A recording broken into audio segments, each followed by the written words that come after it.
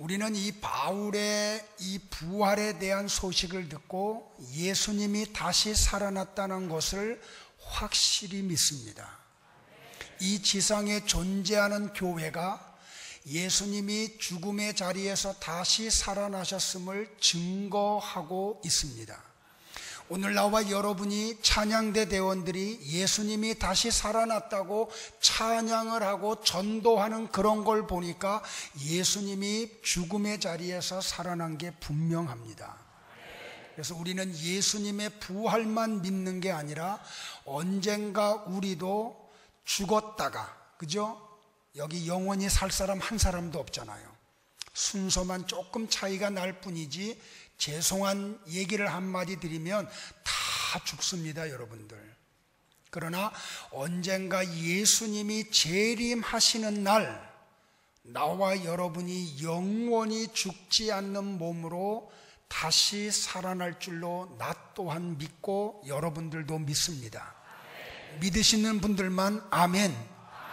이 부활 신앙이 우리에게 주는 놀라운 축복이 있습니다. 하나는 견고한 신앙의 축복을 줍니다. 오늘 고린도전서 15장 58절에 그러므로 내 사랑하는 형제들아 견고하며 라고 말했습니다. 여기 견고하다라는 헬라어 단어는 헤드라이오이라는 단어입니다. 든든하다, 움직이지 않는다, 확고하다, 신실하다, 그런 뜻입니다. 우리가 부활의 신앙을 가지면 확고한 신앙의 상태에 머무릅니다. 요동치지 않습니다. 어떤 신앙입니까? 우리는 다 죄인이라고 하는 신앙에서 흔들리지 않습니다. 죄의 값이 죽음이라고 하는 신앙에서 흔들리지 않습니다. 그래서 이 죄의 값으로 사망을 맞이하면 다 지옥에 갈 수밖에 없는 존재임을 우리는 확실히 믿습니다. 그런데 하나님이 이 문제를 해결하기 위하여 사람의 몸을 입고 이 땅에 오셔서 나와 여러분의 죄를 예수님이 짊어지시고 십자가에서 대신 죽었음을 우리는 믿습니다. 여기에서 경고합니다. 그 십자가에 예수님이 나의 죄 때문에 죽었다는 것을 우리가 믿습니다. 그 결과 죽었던 우리의 영혼이 살아남을 믿습니다. 언젠가 우리가 이 땅에서 세상을 떠나지만 주님이 재림하는 날 우리가 영원히 죽지 않는 몸으로 다시 살아날 줄로 우리는 믿습니다. 부활신앙의 축복은 우리에게 이렇게 견고한 믿음을 가져다 줍니다. 이 부활신앙이 우리에게 주는 두 번째 축복은 흔들리지 않는 믿음의 축복을 줍니다. 오늘 본문에 그러므로 내 사랑하는 형제들아 견고하며 흔들리지 말며 라고 말을 했습니다. 여기 흔들리지 말며라고 하는 헬라어 단어는 아메타키 네토이라고 하는 단어인데 이런 뜻입니다. 굴복하지 않는다, 동요하지 않는다, 마음의 평강을 잃지 않는다. 사랑하는 성도 여러분들, 부활신앙이 우리에게 주는 놀라운 축복이 뭔지 압니까? 흔들리지 않습니다. 요동하지 않습니다. 아무리 세상의 아름다운 것들이 우리를 미혹하고 유혹해도 우리는 거기에 흔들리지 않습니다. 이 세상에만 소망이 있다고 말하는 사람들의 말에 우리의 믿음은 흔들리지 않습니다. 그래서 세상으로, 캬바레로, 술집으로, 아리따운 여인들 속으로 우리가 들어가지 않습니다. 왜요? 부활신앙이 우리에게 주는 놀라운 축복은 흔들리지 않게 하기 때문입니다. 그래서 아브라함은 아들 독자를 번제로 드리라고 하는 하나님의 말씀 앞에 어떻게 합니까? 부활신앙을 가지고 있었기 때문에 그가 흔들리질 않아요. 그래서 그 다음날 새벽 일찍이 일어나 아들을 깨우고 데리고 모리아산으로 가서 번제로 아들을 드리려고 칼을 드는 믿음의 역사가 일어나요. 이 부활신앙을 가지고 있던 모세는 애굽의 모든 포화보다도 그리스도를 위하여 능력받는 일을 선택하는 역사 속에 들어가요. 사랑하는 성도 여러분들이여, 부활신앙이 나와 여러분을 이렇게 감싸므로 말미암아 세상의 미혹에 유혹에 흔들리지 않는 나와 여러분이 되기를 주의 이름으로 축원해요. 부활신앙이 우리에게 주는 세 번째 축복이 뭔지 아세요? 항상 주의 일에 더욱 힘쓰는 자로 만들어버리고 말아요. 우리 다 같이 한번 고린도전서 15장 58절을 합독을 할까요? 같이 한번 봐요. 앞에 자막에도 나와요. 입술을 열어. 우리 3층에 우리 친구들도 다 같이요. 시작. 그러므로 내 사랑하는 형제들아, 견실하며 흔들리지 말며 항상 주의 일에 더욱 힘쓰는 자들이 되라. 이는 너희 수고가 주 안에서 헛되지 않은 줄을 알미니라. 할렐루야. 부활신앙이 우리에게 가져다 주는 세 번째 축복이 뭔지 아세요? 주의 일에 항상 힘쓰게 하는데 요동하지를 않아요. 어떤 때는 하다가 어떤 때는 안 하다, 이러질 않아요. 정말 우리에게 부활신앙이 있으면 천국 가는 그날까지 흔들리지 않고 주의 일에 힘쓰게 돼요. 여기 보세요, 여러분들. 예수님의 말씀을 통해서 우리가 발견할 수 있는 게 뭔고 하니 주의 일은 전도예요. 이 십자가의 복음을 모르는 사람들을 찾아가서 예수 믿어야 됩니다, 예수 믿어야 당신이 천국 갑니다, 이 소식을 전하는 게 주의 일이에요. 사랑하는 성도 여러분들이여, 나와 여러분 가운데 이 놀라운 축복이 있기를 주의 이름으로 축원해요. 여기 수고한다라는 헬라어 단어는 코포스인데, 기진맥진하여 지칠 때까지, 기운이 다할 때까지 애써서 수고하고 일한다. 여러분들 정말 이 믿음 가지고 있으세요? 천국과 지옥이 존재한다는 사실을요. 그 천국과 지옥은 끝이 없다는 사실을 믿으세요? 천국에서 지옥으로 올라갈 수 없고 내려갈 수 없고 도와주러 지옥에서 천국으로 올라갈 수 없다는 사실을 정말로 믿으세요? 그러면은 여러분의 부모에게 침묵할 수 없어요. 사랑하는 남편에게 침묵할 수가 없어요. 물론 그들의 영혼이 아직 살아나지 못해서 못 알아들어도 우리는 최선을 다해서 이 사실을 증거해야 돼요. 왜요? 부활신앙이 우리에게 있기 때문에. 나중에 눈물 흘려도 소용이 없잖아요, 그죠?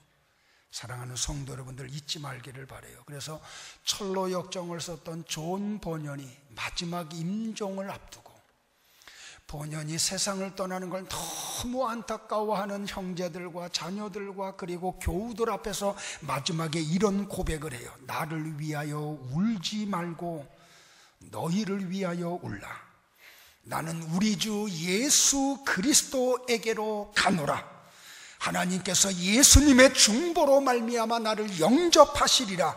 그리고 거기서 나는 영원토록 살리라. 번연의 마지막 고백이에요.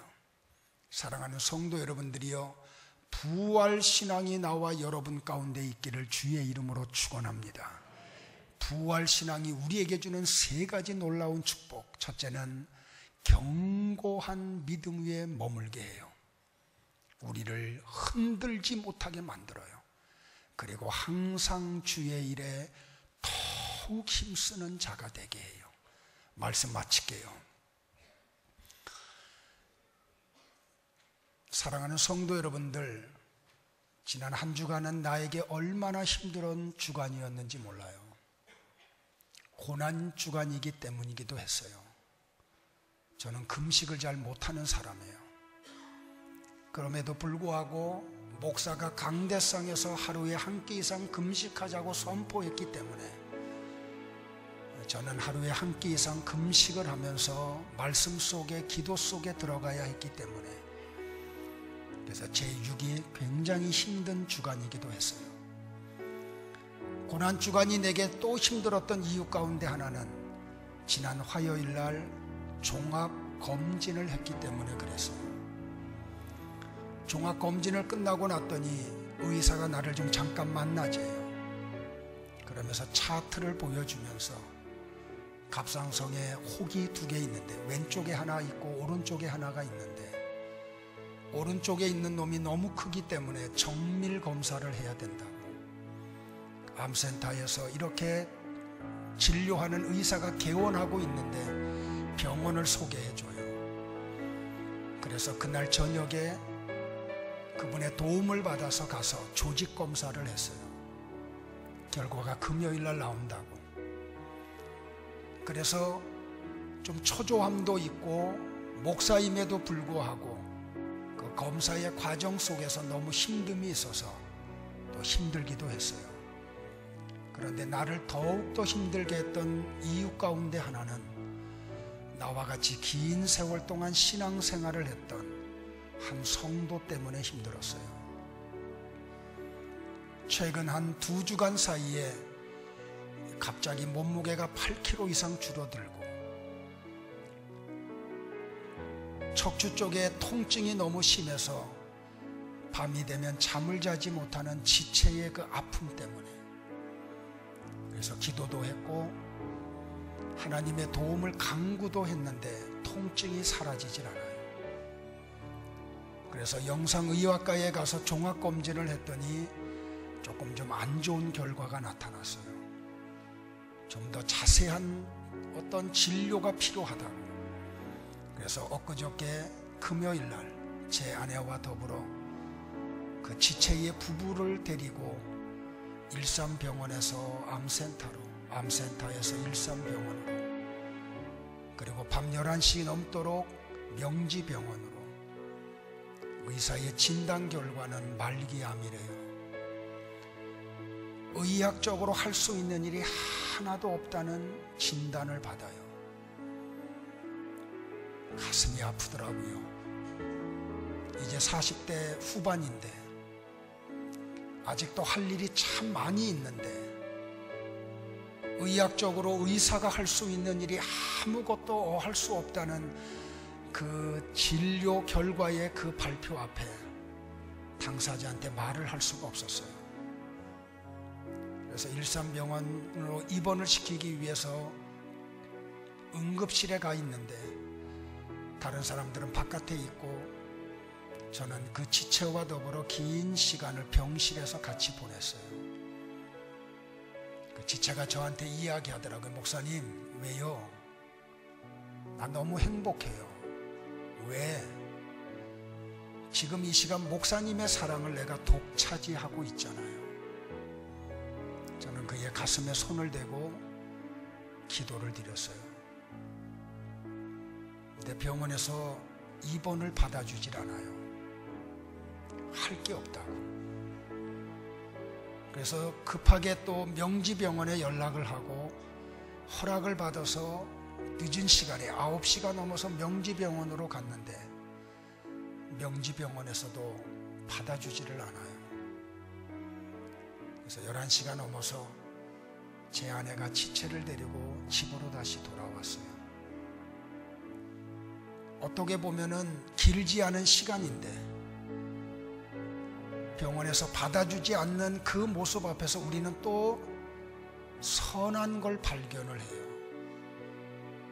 부활주일날 하나님의 집에 와서 같이 예배드릴 수 있는 길을 하나님이 열어주셨다고 우리는 생각을 했어요. 그리고 저는 오늘 예배를 드리기 전 그 지체의 부부를 목양실로 좀 먼저 불렀어요. 그리고 이야기를 했어요. 집사님의 상태가 지금 어떤지 알아?